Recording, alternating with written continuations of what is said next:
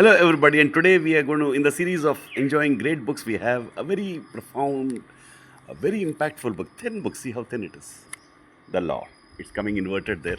The Law by Friedrich Bastiat. I don't know whether the pronunciation is correct. Spelling is Frede. Friedrich, RIC, Bastiat or Bastiat, whatever. Bastiat. Maybe we'll check the exact pronunciation. You can check it. And this it's called The Law. There's an introduction, one small paragraph is there. This essay was published, this is just an essay, long essay, which has become a book. This essay was published in French in 1850. 1850, right? This piece was published in English as part of the Essays on Political Economy with authoritative translation by British economist Patrick James Sterling. 1809 to 1891 was his lifetime. Spellings are American English. The Law. Let's start right away. We'll take 5 minutes for each video as we are doing with every great book so that we can savor and enjoy the process of reading it. It's mainly for enjoyment. Knowledge will come. The Law. The law perverted. First statement. The law perverted, he's saying.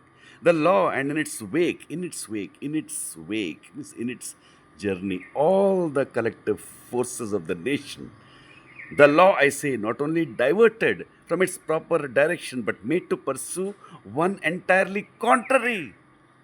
Entirely contrary, which means unlawful has become the word. Isn't it true today also? The law become the tool of every kind of avarice, greed, instead of being its check. The law, guilty of that very iniquity, cruelty, which it was its mission to punish. He's putting exclamation marks. Truly, this is a serious fact, if it exists, and one to which I feel bound to call the attention of my fellow citizens. Truly, this is a serious fact. What we are seeing all around, he's saying at that time. If it exists, and one to which I feel bound to call the attention of my fellow citizens. We hold from God the gift which, as far as we are concerned, contains all others. Life. Physical, intellectual, and moral life. But life cannot support itself. He who has bestowed it has entrusted us with the care of supporting it, of developing it, and of perfecting it. To that end, he has provided us with a collection of wonderful faculties. He has plunged us into the midst of a variety of elements. It is by the application of our faculties to these elements that the phenomena of assimilation and of appropriation, gaining, by which life pursues the circle which has been assigned to it, are realized. But life cannot, I read it again, but life cannot support itself, like study skills. But life cannot support itself. He who has bestowed it has entrusted us. He has put it in our trust with the care of supporting it, of developing it, and of perfecting it. To that end, he has provided us with a collection of wonderful faculties. He has plunged us into the midst of a variety of elements. It is by the application of our faculties to these elements that the phenomena of assimilation and of appropriation, by which life pursues the circle which has been assigned to it, are realized. Existence, faculties, assimilation. In other words, personality, liberty, property. This is man. I repeat, existence, faculties, assimilation.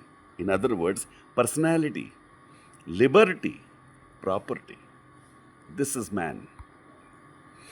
It is of these three things that it may be said, apart from all dictators' subtlety, the cleverness by which they fool you, that they are anterior and superior to all human legislation.